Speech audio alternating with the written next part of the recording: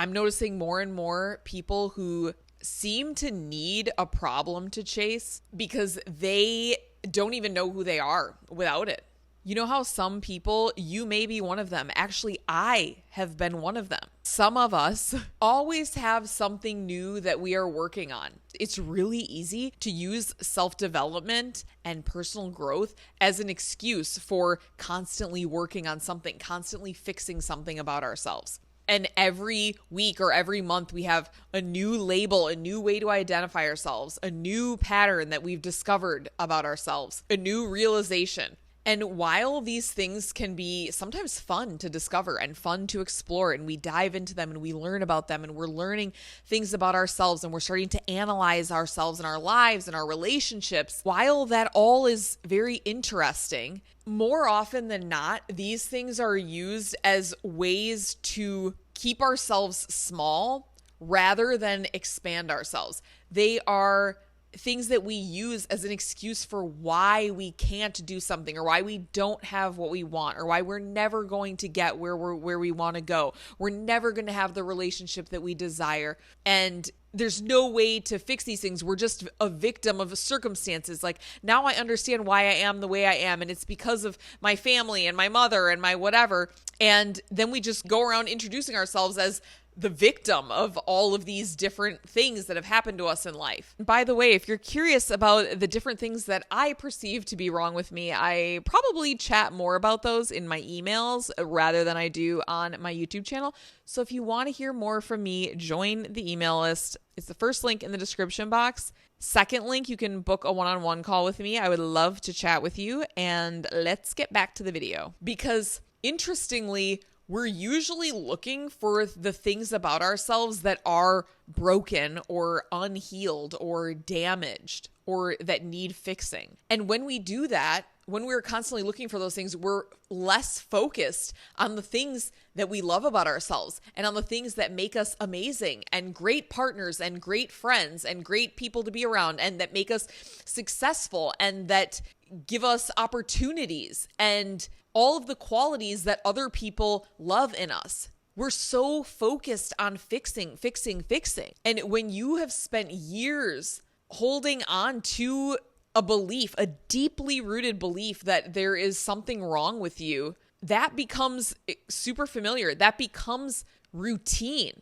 That becomes your mental routine. And it becomes something that you know how to manage or you're learning how to manage. And it's easier to just continue to manage and learn how to manage this one thing rather than to actually get to a point where I've healed it. And now what do I do with all of this newfound energy and this new space to focus on something else? The idea of no longer having something to fix, something to focus on that's broken about you, that makes people very disoriented.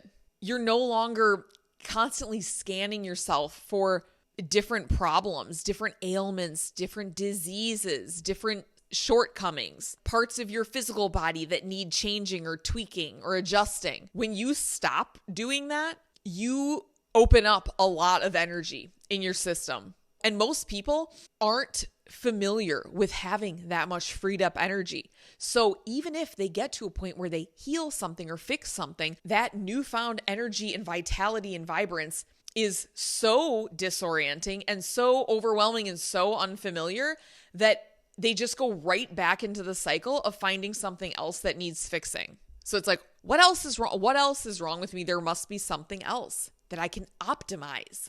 We also live in a time where we live in the age of social media where you are constantly just scrolling and it's just an endless scroll of somebody telling you what's wrong with you or something that's wrong with you. And you start to become aware of things that are wrong with you that had never occurred to you before.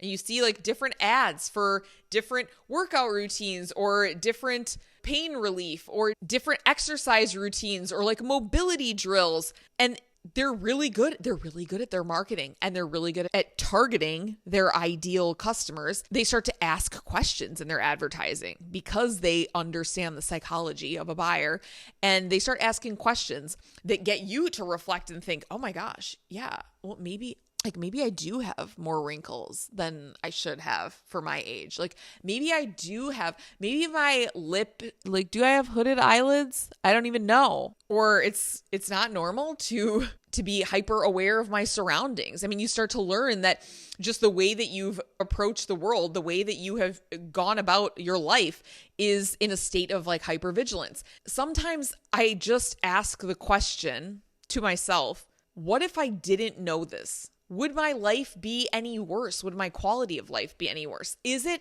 helping me? Is it beneficial for me to know these things? Or does it just give me more things to like mentally masturbate on and just to more kind of rabbit holes to go down? And especially when you are someone who's really interested in personal growth, self-development, you are a prime target for all kinds of advertising on social media, especially because you're someone with what they call a growth mindset versus a fixed mindset. And fixed mindset people don't really think that anything needs changing. They are much less likely to fall victim to this type of advertising. But people with a growth mindset always think that there's room for improvement. So naturally, when you're being advertised to, you are going to immediately self-reflect and kind of scan your system, scan your body, scan your energy, scan your aches and pains, scan your mind to say, do I fit this description that they're providing? Like, is this me? Am I their audience? And you will usually bias your analysis of yourself toward the version of you that would need this thing. We just cling to different identities and different labels. Like we really like to be defined. And so if someone or something is trying to define us and help us assign a label to ourselves, we like that. We like that because it makes us feel known. It makes us feel like we fit somewhere, even if it's somewhere negative, even if it's fitting into this identity that has a lot of aches and pains or broken things about us. Whether it's like someone telling you that you don't have enough boundaries in your life, or you have too many boundaries, or your boundaries are too firm and you're shutting people out, or you have this type of attachment style and this is how you heal it, or this way that you're behaving is a trauma response due to this thing that probably happened in your childhood. Whether it's any of those things, it starts to get in your head. And before you know it, you're adopting this personality that someone else described that you never would have assigned to yourself had you not been exposed to these ideas, these products, these companies, these brands, these coaches, whatever it is. I start to think, like, I just go back in time before we had this. And people, yes, there were people who were geared toward growth and personal development, but it's the way that personal growth and self-development is now so heavily intertwined with capitalism and with making money and with selling you things. Where 50 years ago, 100 years ago, it wasn't that way. It was much more of just a personal exploration, and it was not tied to commerce in any way. Ironically, a lot of people who are on this journey of self-development and wanting to grow and wanting to heal different things, even if it's physical things, we want to do it because we want more life force. We want more energy. We want to experience more of life. We want to feel better. We want to feel better mentally, physically, psychologically, spiritually, emotionally.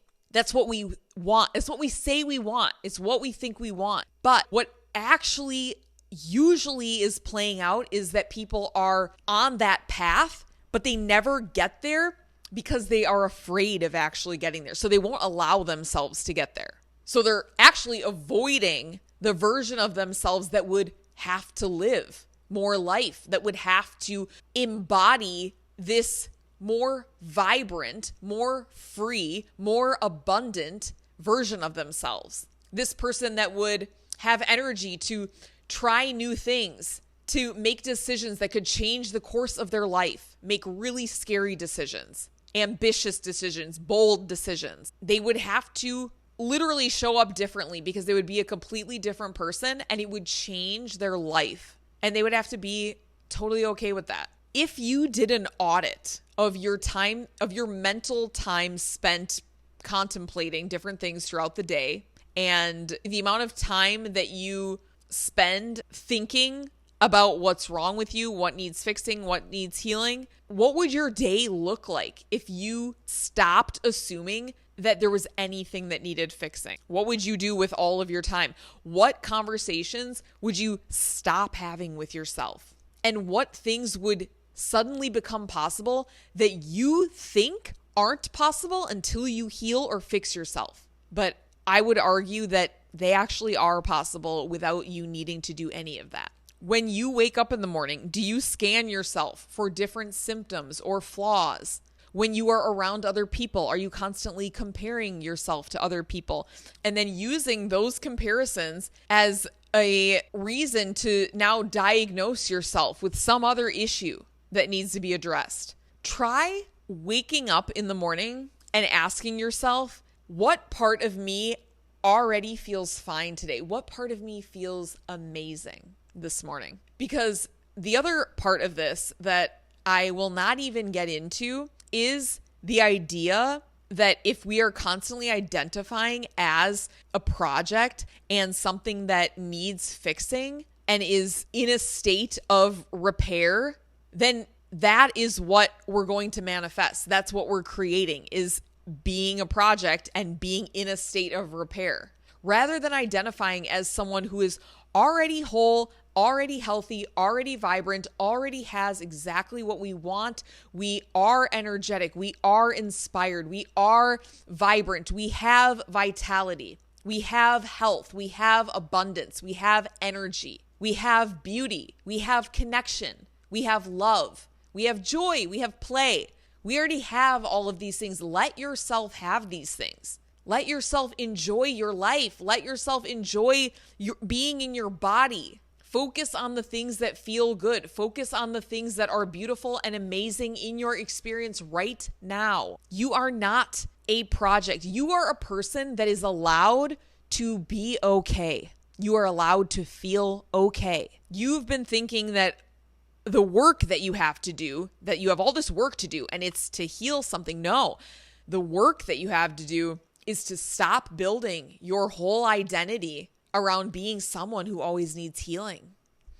That is all for today. You guys, thank you for watching and stay tuned for another video tomorrow, as we are doing a video every day until Christmas. I think it will actually be until Christmas Eve. Anyways, I'll see you very, very soon in the next one. Ciao!